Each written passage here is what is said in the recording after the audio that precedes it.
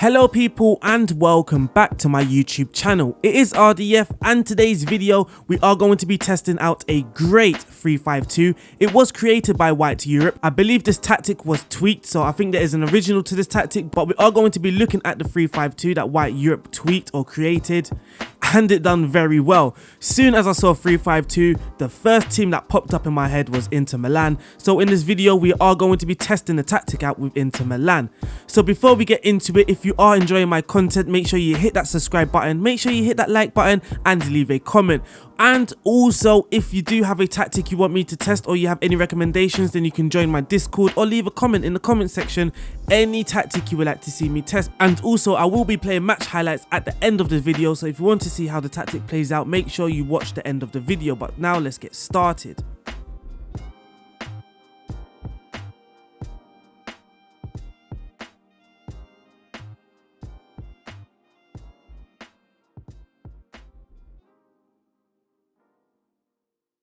So here we are, the 3-5-2 is called Mario EDM Away. There are two versions now, there's a home version and there's an away version. I actually focused on the away version simply because I like the shape with the DM in the midfield. Both versions will be available for you to download. I believe it's recommended to use the home version at home, of course, and the away version away from home.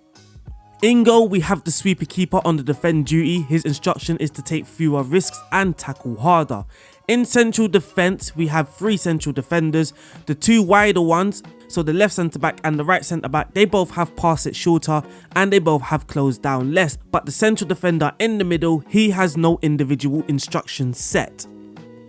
The two wingbacks are both wingbacks on the support duty. They both also have identical instructions. Those instructions are pass it shorter, shoot less often, close down more, tackle harder and mark tighter. Now for the deep line playmaker, the person who's going to be controlling the tactic, he's basically the glue of this tactic. His instruction is to pass it shorter, dribble more, close down more, tackle harder and mark tighter. In central midfield we have two Mazzalas.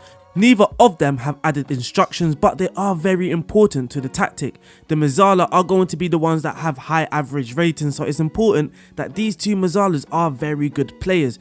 I recommend that. Up top we have two advanced forwards. They have identical instructions. Those instructions are take more risks, dribble more, tackle harder and mark tighter.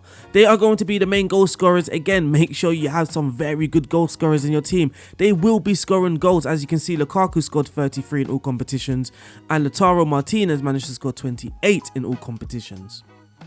So it's clear to see that your two wing backs, they both need energy, they both need stamina. They're going to be the only ones on the flank, so they're going to be getting up and down. It's important for them to have high stamina and good natural fitness. Once you notice them get tired in the game, I do recommend you sub them off because it will affect your tactic if you have tired wing backs. They are your only wide players, so it's best to keep them fresh and fit. For the team instructions, for the mentality, we are on the attacking mentality. The attacking width is set to fairly wide. For the approach play, there is pass into space. There is overlap on both flanks. Now, the overlap just means you're asking your players to overlap. It doesn't necessarily mean they are going to do that all the time. It's just a tendency. You're literally asking your players, hey, look for the overlap. Not always do the overlap, just continuously look for the overlap. And also the play out of the defense instruction is set. The passing directness is on slightly shorter and the tempo is set to higher.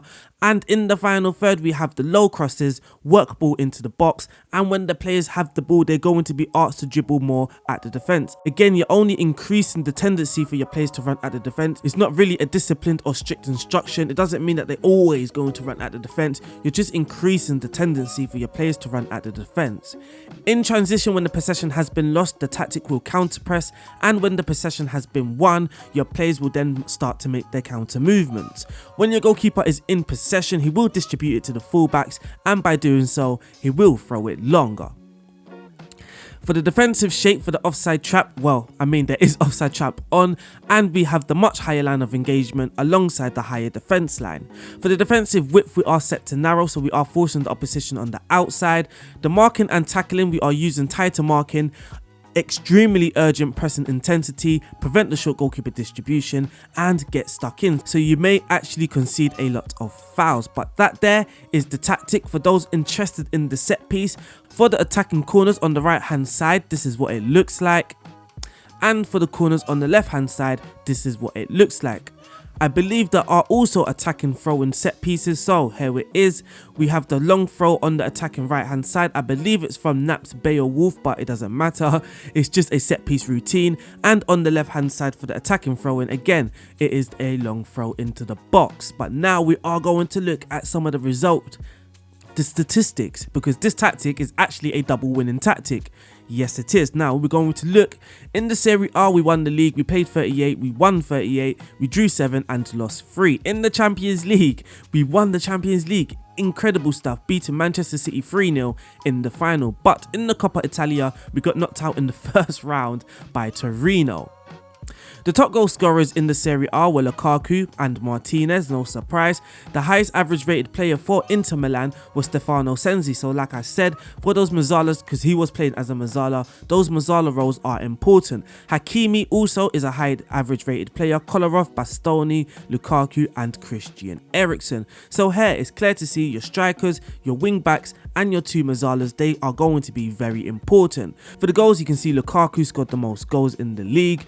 Martinez had the most shots on target. For the assists, none of our players are top, but we have Hakimi making the 6th most assists in the league. Stefano Sensi played the most key passes in the league. But for the team statistics, we didn't do very well with the possession. We were the 14th best with possession, but we did score the most goals in the league. We had the highest expected goals for. We also had the best cross completion in the league and the most goals from corners. We also had the most shots on target, so we were kind of clinical in this tactic. We did finish the season with the best defence in the league, also only conceding 18 goals alongside getting 22 clean sheets in the league. When it comes to possession 1, we came in 6th place, and when it comes to interceptions, we came in 5th place. Checking our attacking efficiency, you can see that we were aggressive and clinical. Not the most aggressive and clinical side in the league, but we are up there with the very best, and that is Juventus. And for our defensive efficiency, we were the best defense in the league. We had the best defense in the league, I should say. We were quiet and we were impenetrable. How did we score most of our goals? Most of our goals came from play shots. 11 came from powerful shots. 15 of those also came from headers. With the assist, most of our assists came from crosses and also through balls. They were kind of tied, 17 from crosses, 16 from through balls. So those are the main way we create our chances. And lastly, for the training, this is what my training looked like. So when I have one match in the week, this is the schedule I went for. And when there was 2 matches in the week, again, this is the exact schedule I went for. This is what I used and plugged in throughout the whole season. They are my training schedules, and I will be using these schedules in every single tactic test I do. These tactic tests will become more of a regular thing now. You can also join my Discord where we are creating tactics, we talk about tactics, and we also test tactics. This is where I actually handpick the tactics to test. So make sure you join the FM Discord community. It's a very, very great place to be. My name is RDF. It has been a great pleasure testing this tactic. Also shout out to White Europe for creating and tweaking this tactic. My name is RDF. It's been a pleasure. Make sure you are subscribed, make sure you leave a comment, and make sure you like this video. But stay tuned to see how this tactic plays out in the match. Stay safe. Peace out.